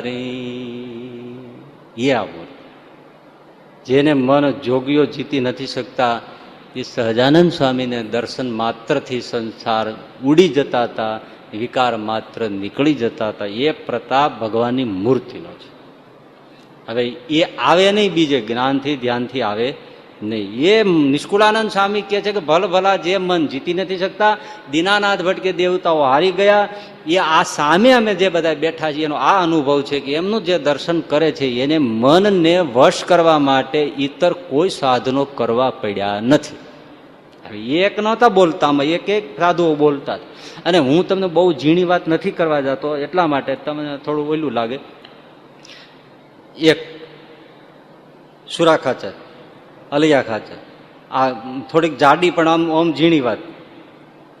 બ્રહ્માનંદ સ્વામી, આ બધા ના શરીર તમે જુઓ. સુરા ખાચર ને અલિયા ખાચર એના તમે ભોજન એ બધું જુઓ, ખાણા પીણા જુઓ. એટલા રસદાર ભોજન સંસારમાં રહેવાનું, અને છતાંય વિકાર થાય નહીં. એ મિરેકલ નહીં? અને બિચારા યોગીઓ એટલું કેટલું ધ્યાન રાખે, ફૂંકાઈને હાવ જાંબુડા જેવા થઈ જાય, અને છતાંય મન પછાડી જાય. મૂળજી બ્રહ્મચારીએ એકવાર રીંગણાનું શાક કર્યું, પણ શેમાં કર્યું ખબર? ચોખ્ખા ઘીમાં. ત્યારે ચોખ્ખા જ ઘી હતા, પણ તેલમાંય નહીં, ભેંસના સરસ મજાના ઘીમાં સરસ મજાનું રીંગણાનું શાક બનાવ્યું. મહારાજને જમાડ્યો ને પછી બ્રહ્મચારી જમતા હતા. એટલે મહારાજ ખાસ 2-3 જણાને લઈને આવ્યા, અને બ્રહ્મચારી જમતા જ હતા. ઘીમાં તરબતર શાક, મેવા મીઠાઈ, શ્રીજી મહારાજનો પ્રસાદ બેઠા બેઠા જમે. મહારાજ કે બ્રહ્મચારી જમો છો ને? હો મહારાજ, પ્રસાદ જમો નહીં રાય. મહારાજ કે આ જુઓ, કર્મને માયાની રેખ ઉપર મેખ મારીને બ્રહ્મચારી જીવે છે. શેરે શેર ઘીના જબોળેલા શાક ખાય છે, મેવા મીઠાઈ ખાય છે, અને પાછો તોય નેષ્ઠિક બ્રહ્મચારી છે. થાંભલાનો સંકલ્પ થાય તો આનેશ્રીનો સંકલ્પ થાય. હવે આવા બધા જો આ મૂર્તિને જોઈને, નહીં તો શરીરના ભાવ છે. સુરા ખાચરના બધા દરબારી છે પાછા, અને એલા ખાચર તો પાછા કેટલા રસાસ્વાદી, કે મોડું બોળું તો ભાવે જ નહીં, અને પાછા નૈષ્ઠિક બ્રહ્મચારી બોલે. આ વિરોધાભાસ ઉત્તર દક્ષિણ જેવો છે.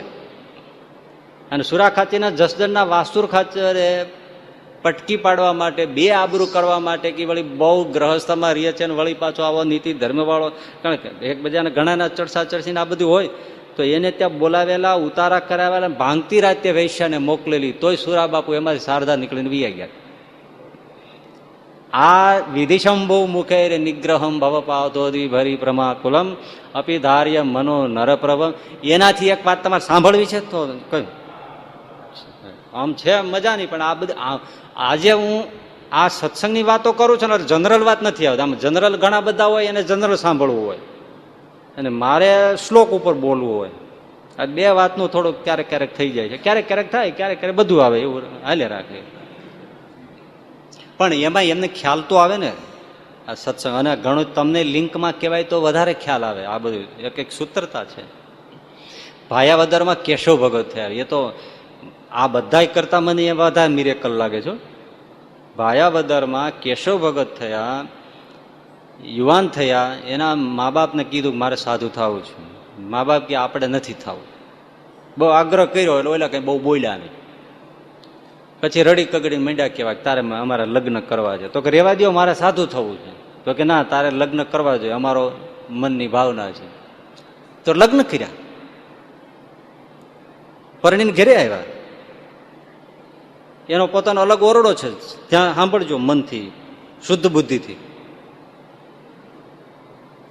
એના શયનખંડમાં પત્નીને મળવા તો જાય, કારણ કે એ તો પરણીને કાયદેસર, એને કઈ ભૂલ નથી કરી. ભૂલ કરી હોય તો મા બાપે પરણાવવાની કરી છે. આમના મા બાપે, એના મા બાપે છોકરીએ કઈ ભૂલ નથી કરી, એટલે એને મળવા ગયા. પેલી જ વખત ત્યારે છે ને, કોઈ પરિણા પેલા કોઈનું મોઢું જોયું હોય નહીં. હવે બધા ઇન્ટરવ્યુ ગોઠવાય છે. પહેલી તો પહેલી વખતે પછી જોવે ત્યારે જોવે, પછી આમ લાજ ઉડાડીને જોવે એના ધણીને. એમાં જો હરખો આવી ગયો તો આવી ગયો, નહીં તો નહીતર પછી ઘણી છોકરીઓ પછી બિચારી એટલી બધી પસ્તાય એ કે 12 વર્ષ દેદો કૂટ્યો, એના કરતા મારા રોય આને કોઈ કૂટી નાખ્યો હોત તો. હવે જે માવતરે ગોઠવ્યો એલા, પણ તમે છતાંય જોયું એ માવતર ગોઠવ. મેં એક વસ્તુ, તમે આ આખો વિષય મારે ક્યારે આવતો નથી અને લેવાની બહુ ઈચ્છા નથી થતી, પણ આખા આ બધા ઘણા વિષયો એવા છે જે સમાજ આગળ મૂકવા જેવા છે. માવતર પસંદ કરીને દેતા, તમે વિચાર કરજો, તમને બહુ આગળનો અનુભવ નહીં હોય પણ છતાં જોયું નથી, એટલે માવતર પસંદ કરતા દીકરા દીકરીઓ માટે. પણ એ ગમે તેમ જોડા સરખી રીતે જીવી જતા હતા. અને બહુ વિચારો ને ત્યાં ઓલાને એમ જ લાગે કે મારા માટે આ જ યોગ્ય હોય, એવું તો નક્કી 90% થઈ જતો. 10%માં માવતરને આવડ્યું ન હોય એ વાત અલગ છે, બાકી એ પસંદ કરી લે, એમાં એમ લાગે કે આ મારા માટે એકદમ યોગ્ય જ છે એમ. પછી એ ગુણના શીલના એવા જ રૂપમાં અને ચાલ્યું જતું. આજે પણ હજી જે ગામડાઓના દાંપત્ય તમે જુઓ તો માથાકૂટ નથી, જેટલી પસંદગીમાં છે. ઘણું બધું છે એમાં. તો એમણે મળવા ગયા, એક પલંગ ઉપર બેઠા, બાઈને કાંઈ ખબર નહીં. આમણે માંડીને વાત કરી, જો મારા મા બાપે પરણવાનો આગ્રહ કર્યો એટલે હું પરણ્યો છું, મને સંસારમાં રુચિ નથી. તો ભાઈ તો સાંભળી રહી, એટલે કઈ પેલી વખતે તો કઈ બોલે નહીં, તમે આમ છો નહીં, હવે ફટાફટ કઈક મળે બોલવા એ અલગ વસ્તુ છે. પેલા તો પતિ દેવ એટલે પરમેશ્વર તુલ્ય. એટલે એમણે તરત વાતો શરૂ કરી કે મનુષ્ય દેહ દુર્લભ છે ને આપણે થારોડ એમ નતો આ વખતે વાતો કરી. ઘણા તો મોટા ભાગના નહીં આવ્યો, આઈપીએલમાં હલવાઈ ગયા હતા કેટલાય. હે પણ એ તમે કાંઈ નહીં, તો હું તો તમને ભલામણ કરું છું કે તમે આ છેલ્લા જે રવિવાર ગયો એની સીડી લઈને તો તમે સાંભળી લેજો. મનુષ્ય દેહની તમે હતા ને, હા, એની જે દિલથી સાંભળશો તો તમને સમજાઈ જશે કે કરવા જેવું શું છે અને આપણને કેવો મોટો ચાન્સ મળ્યો છે અને ચૂકી ન જાય એ બહુ સમજવા જેવું છે. એમાં કોઈની બડાઈ હાલશે નહીં. એટલે આ તો એ પોતે મળ્યા કન્યાને, પોતાના પત્નીને સમજાવવા કે મનુષ્ય દેહ દુર્લભ છે, ભગવાન ભજવા સિવાય બીજા મન નાખવા જેવું છે નહીં, મારી ઈચ્છા નથી, મારે સાધુ થવું હતું ને આ બધું થઈ ગયું છે, એટલે હું આમાં રસ ધરાવતો નથી સંસારમાં, મારે ભગવાન ભજવા છે. ઉપદેશની વાતો કરી, નીચે ઉતર્યા, સામે દિવાલે આસન પાથરી માળા કરવા માંડ્યા. પત્ની તો તરત ઓલો નીચે ઉતરી જાય એટલે આ એ વખતની મર્યાદા, એટલે એ નીચે આસન ઢોલિયા પર નીચે ઉતરી ગયા. ઢોલિયાનો ટેકો પેલો પાયો હોય ને ટેકો દઈને આખી રાત કાઢી નાખી. બાઈને મનમાં એમ 1 દિવસ 2 દિવસ 3 દિવસ, આખરે મરદે મરદ છે એટલે કેટલા દિવસ આનું પાણી ચાલશે. બૈરાઓને થોડું ગુમાન હોય તો ખરું ને કે મારી આગળ જીવ કેટલા દિવસ જીલ છે. આમનામ દિવસો ગયા, મહિનાઓ ગયા. એક ટણભણાટ થયો ત્યારે પિયરમાં અને સાસરામાં કે આટલા 6 8 મહિના થઈ ગયા તો સીમંતનો પ્રસંગ કેમ નથી આવતો. એટલે મીંડા બધા વાતો કરવા. એટલે મોઢું તો કોણ ખોલે, અને આ કાંઈ બોલે નહીં. છેવટે એ 6-8 મહિને પેલી પત્ની હતી ને એમણે એના સાસુ સસરાને એટલે આમના કેશવ ભગતના માવતરને વાત કરી આંખમાં આંસુ સાથે કે માં બોલી નથી, પણ આને તમે રજા દઈ દો. આ ધોળે લુગડે સાધુ છે, અને મેં તો આવો દેવ નથી જોયો, જીવતો જાગતો આ 2 ભુજાવાળો દેવ છે. મારી સાથે આટલા વખતથી રહ્યા છે, પણ એના મનમાં કે આંખમાં કોઈ જાતનો કોઈ વિકાર નથી. તમે શ્રીમંતની આશા રાખતા હો તો 100 વર્ષ નહીં પૂરી થાય. અને આના વૈરાગ્યમાં એક દોરાનો ફેર નહીં પડે, ઉલટાનો વૈરાગ વધતો જશે. એટલું માં જાણો કે એને વૈરાગ છે એવું નથી. 6 મહિના રોજ મને વાતો કરી છે, મારે હવે બ્રહ્મચર્ય પાળીને ભગવાન ભજવા છે, બીજું કાંઈ કરવું નથી. એટલે મારે કોઈ સંતાનની ઈચ્છા નથી. મારે તમારી એને જવા દો, હું તમારી સેવા તમારી હું કરીશ. તમે મને તમારો દીકરો માનજો, હું દીકરાની જેમ તમારી સેવા કરીશ આખી જિંદગી. મને એને પીવું જે પાવા જેવું હતું એ બધું સહજાનંદ સ્વામીનું મને 6 મહિનામાં પાઈ દીધું છે. એને હવે તમે જવા દો, જ્યાં જાવ હોય ત્યાં. હું તમારા ઘરનો મોભી દીકરા જેવો થઈને તમારી સેવા કરીશ. તમને ક્યાંય ઓછું આવવા દઉં તો તમે તમારો જોડો મારું માથું, પણ એને તમે જવા દો. અને કેશવ ભગતને રજા દીધી.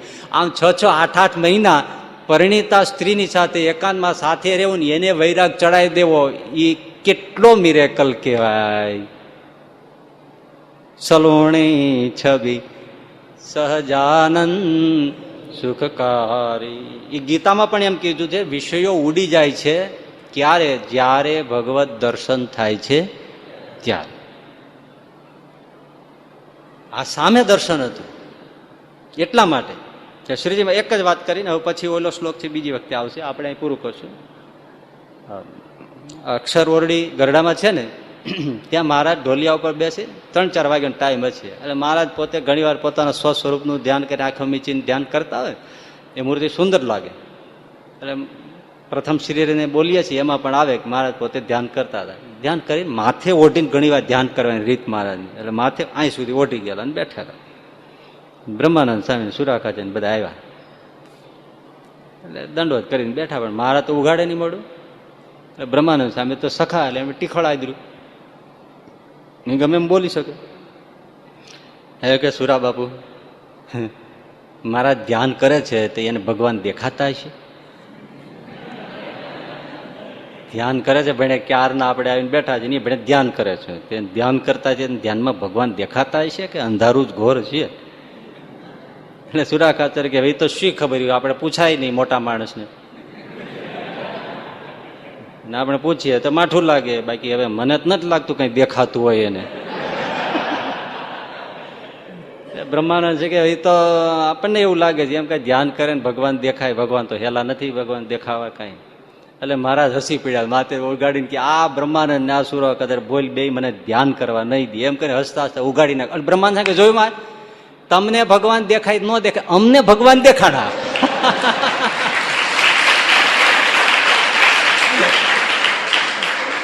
મહારાજ તમને ધ્યાનમાં ભગવાન દેખાય કે ન દેખાય અમે કઈ ન કહીએ, પણ અમને તો ભગવાન દેખાડા. મહાપ્રભુ મને આ પ્રસંગમાં સમજો એટલો મર્મ ભરેલો છે. આ જે કઈ ઘટનાઓ બનતી હતી ને એ પ્રગટમાં આ ભાવ હતો. સામે આટલો બધો પ્રત્યક્ષ પ્રગટનો ભાવ. અને એ મધ્યનું 22મું 21મું બોલે છે કે જેવું પરોક્ષમાં પ્રતીતિ છે એવી સામે પ્રગટમાં આવે ત્યારે જીવને કોઈ સાધન કરવા બાકી રહેતા, બધા સાધન પૂરા થઈ ગયા. અત્યારે તમને એમ કોઈ કાંઈ માનું મંદિર પાસે નારદજી આવે છે, કોઈ ઉભો રહે? બધા જોવા માટે દોડે. બ્રહ્માજી આવ્યા છે ન જાય, શિવજી આવ્યા છે ન જાય. પણ એ બ્રહ્માદિક શિવજી જેના દર્શને આવે છે એ અહીં જોગી સામે બેઠા છે, તો આપણે દર્શન લાગી પગે નીકળી જાય. રૂવાડા બેઠા ક્યાં થાય? એ પ્રગટ ભાવ આવે ત્યારે કોઈ સાધન કરવા રહેતા નથી. ભગવાનની મૂર્તિના દર્શન કરીએ, સામે આવે સહજાનંદ સ્વામીને આપણે દર્શન કરીએ. હાલો કઈ મહારાજ બધાને સૌ પ્રગટ દર્શન આપે છે તો આપણે દોડીને જાય. એવો ભાવ ત્યાં આવે ત્યારે કોઈ સાધનો કરવા રહેતા નથી. આ જ છે, એ સામે હતા ને એને આ ભાવ હતો. હારે રહેવાનું, એને ભૂખ લાગે, એને તરસ લાગે, એને ક્રોધ આવે, એ ચીડાય, એ રીસાય, બધું કરે છતાં નહીં. આ કોણ છે? એમાં કહેવા માત્રથી નહીં, એ સાક્ષાત પરબ્રહ્મ છે. એ ભાવનાથી હતા એવા જાણતા હતા. એટલે બહુ એક માર્મિક વાત વચનામૃતમાં છે. બ્રહ્માનંદ આ એક બહુ તમે કોઈ વિચારમાં ક્યારે પકડાય તો આના ઉપર વિચાર કરજો. સત્સંગના અભ્યાસ વાળાને આ ખાસ સમજાય, એવી બીજા નહીં સમજાય. બ્રહ્માનંદ સ્વામી કે મહારાજ અખંડ વૃત્તિ કેમ રીએ? તો કે અખંડ વૃત્તિ ભગવાનનો મહિમા સમજે તો રીએ. સીધી વાત છે. મહિમા સમજાય તો રીએ. આપણે સોનું હોય, 5 કિલો સોનું કે ઘરમાં પીડ્યું હોય, તમે અહીં વી આવ્યા, તાળું દીધું છે કે નથી દીધું એવું મનમાં રહી જાય તો અત્યારે તમે અહીં કથામાં ધ્યાન ન હોય. ધ્યાન ક્યાં હોય? એવું 5 કિલો પીડ્યું છે ને એમાં જ ધ્યાન હોય, કારણ મહિમા છે ને. અને કદાચ અરે 2000 બૂટ અહીં ઉતારી નાખ્યા હોય તોય ત્યાં ધ્યાન હોય. કથા પૂરી થાય, વૈયા ન જાય સારું, વૈયા ન જાય સારું, કારણ કે એનો મહિમા છે. એટલે મહિમા સમજે તો અખંડ વૃત્તિ રીએ. હવે મહિમા સમજવાનો હોય તો જરા તુલના હોય, એવી બધી વાતમાંથી કંઈક મહિમા તો આવવો જોઈએ ને. ત્યાં મહારાજે વાત શું કરી? શ્રીજી મહારાજે મહિમા એવો કીધો, જો બીજી ધાતુઓ છે એને ધૂળમાં દાટી દો, પિત્તળ હોય, ત્રાંબુ હોય, બધું લોખંડ હોય, એને દાટી દો તો ધૂળ ભેળું ધૂળ થઈ જાય. વાત માંડે છે, જોજો. આ સત્સંગની વાત છે, આ જાણવા જેવી. બધી ધૂળ ભેળી ધૂળ થઈ જાય. પણ સોનું છે એને તમે ધૂળમાં દાટી દો તો રતિવા વધે પણ સોનું ઘટે નહીં, એ સડે નહીં કોઈ દી. સોનાને દાટી દો, બીજાને કાટ ખાઈ જાય, સોનાને કાટ લાગે. રતિવા વધે, સોનું વધે પાછું. રતિવા પણ વધે ખરું, પણ કાટ ખાઈ જાય, ધૂળ ભેળું ધૂળ થઈ જાય, એ વાતમાં માલ નહીં. એમ શ્રીજી મહારાજે કે બીજા બ્રહ્માદિક દેવતાઓ હોય કે મોટા મોટા પેલા ઋષિઓ હોય, ગમે તે હોય, વિષયનો જોગ થાય તો જતે દાડે ધૂળ ભેળા ધૂળ થઈ જાય ખરા.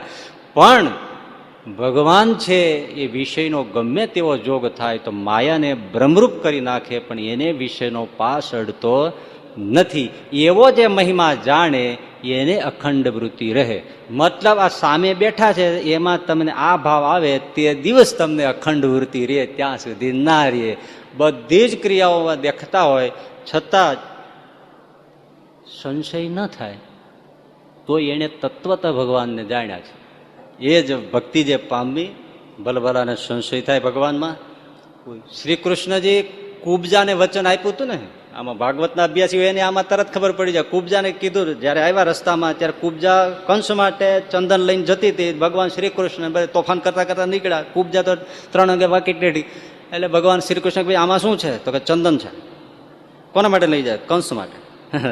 ભગવાન એવું સરસ મીઠું હશે, અમને ચર્ચે કેમ નહીં? ભગવાન માંડ માંડ આમાં 2 વાંકા નિમા, ત્યારે આંબી નહીં કેળીથી ઢીંગલી હતી.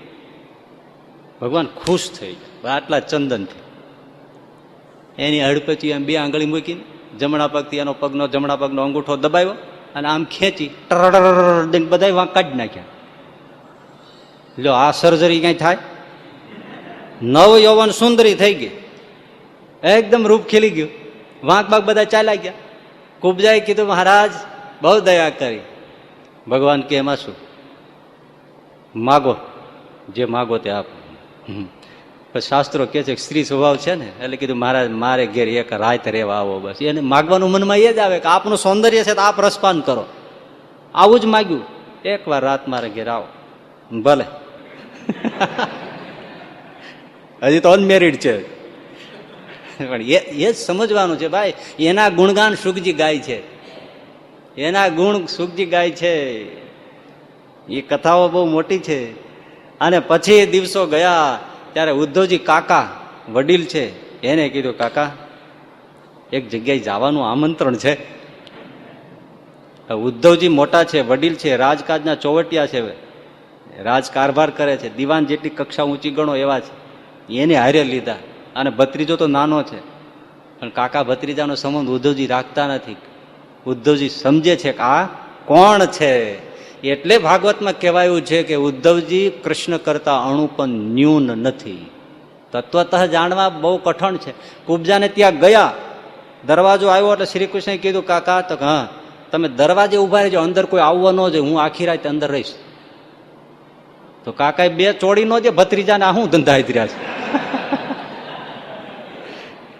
આપણે કુળની આબરૂની વાત છે, પણ ગયા. અને ઉદ્ધવજી આખી રાત દરવાજે પેરો કર્યો. સવારે આવ્યા ત્યારે ઉદ્ધવજી સાથે ચાલતા નીકળ્યા. ઉદ્ધવજી એક પ્રશ્ન પૂછ્યો નથી, કૃષ્ણથી ન રહેવાનું. ઉદ્ધવજીને પૂછ્યું કે ઉદ્ધવજી તમને કાકા શંકા નથી થતી કે હું પરઘેરે રાત રહી આવું તો તમને મનમાં કાંઈ થયું નહીં? કૃષ્ણ, હું તમને બરાબર ઓળખું છું. આ સકલ બ્રહ્માંડમાં અણુ અણુમાં તમે વ્યાપીને બેઠા છો.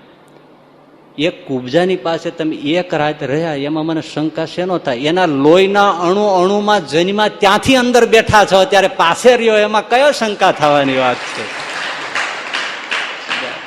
પણ એ જ કથા અને રાસ પંચાધ્યાય ગોપીઓ સાથે રાસ રમ્યા એમાં શૃંગાર ભાવ આવ્યો અને એ કથા સુખદેવજીએ માંડી દિગંબર અવસ્થા છે ને બ્રાહ્મી દશા છે એને એ કથા માંડી પરીક્ષિત અટકાવી દીધા.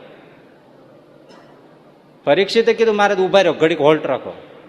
તો શું છે? તો કે આવું કેમ કર્યું? ભગવાન તો ધર્મમૂર્તિ કહેવાય અને આ ગોપીઓની સાથે આવો વિહાર કેમ કર્યો? સુખદેવજી માથું ધૂણાવી ગયા કે મેં તને કીધું તું કહું જે કથા કહું એમાં શંકા કરતો નહીં તો તક્ષકના બાપની તાકાત નથી તને અડી શકે. પણ તે શંકા કરી હવે તક્ષક આવશે તને ડંખ મારશે તારી ગતિ થશે પણ ડંખ મારશે. આ તે ચરિત્રમાં શંકા કરીને એટલે શ્રી કૃષ્ણ તત્વ છે એ અગ્નિ તુલ્ય છે અગ્નિને કોઈ દી ઉધઈ લાગે નહીં. એને જે ક્રિયા છે તને માનુષી દેખાય છે પણ એને દેવતાઓ અમારી જેવા ઋષિઓ જાણે છે કે એ શું છે. એ તત્વ સમજાય ત્યારે એ પોતે જ ભગવત તુલ્ય થઈ જાય છે. પણ આ બધી વાતો કરતા તાત્વિક છે એટલે સામે બેઠા છે એમાં ભાવ તો આવે પછીની વાત છે. પણ પેલી ફર્સ્ટ સાઇટે સહજાનંદ સ્વામી જોઈને આવા નિર્વિકારી ગ્રહસ્થો અને સાધુઓ થઈ જતા મહા એવી જોગી એવી જોગંદર મહિલાઓ કે જે આઠે પોર સમાધિમાં રહેતા હોય. તમે વડોદરામાં કેટલી કેટલી મહિલાઓ થયા એવા કે જેના કથાઓ વાંચીએ તો આપણને એમ થઈ જાય કે આ દર્શન માત્રથી આવી સ્થિતિઓને પામી. છાપરીના જાનબાઈ ને એ બધા તમે જોવો, જીવબા લાડુબા નિરાવરણ દ્રષ્ટિ જુઓ, સહજાનંદ સ્વામીના દર્શનથી. એટલે એ નિષ્કુળાનંદ સ્વામી દીનાનંદ ભટ્ટ બધા એમ લખે છે કે આ મૂર્તિ છે એ મહા અચરજકારી છે. એના દર્શન માત્રથી આવું બધું થઈ જતું, કરવું પડતું નહોતું. એવી એ વિધિશંભુ મુખૈર નિગ્રહ ઓલા મરી જાય હઠયોગ પ્રાણાયામ કરી કરીને તોય મન સ્થિર નો રે, વાંદરાને જેમ ગુલાટ મારી જાય. અને અહીંયા આવ્યા પછી મન ગમે તેમ કરે તો ગુલાટ મારી નહોતું શકતું. એ તાકાત કોની હતી? તો કે સહજાનંદ સ્વામીની હતી અને એ આ મૂર્તિની હતી. એ પ્રત્યક્ષ એના દર્શન માત્રથી આ બધું થતું.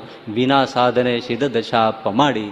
એ વિધુશંભુ મુખેરમાં રૂપ માધુરીની ચર્ચા છે સાવ મનુષ્ય જેવા દેખાતા પણ આંખ માત્ર દર્શન માત્રથી જીવના તમામ પ્રકારના માયાનો ભાવ ખેંચાઈ જતા હતા. જીવ બ્રહ્મરૂપ થઈ જતો હતો અને બીજા કેટલાયને બ્રહ્મરૂપ કરી મૂકતા હતા એવા થઈ જતા હતા. એ પ્રતાપ ભગવાનની મૂર્તિનો મતલબ કે સહજાનંદ સ્વામીની મૂર્તિનો હતો.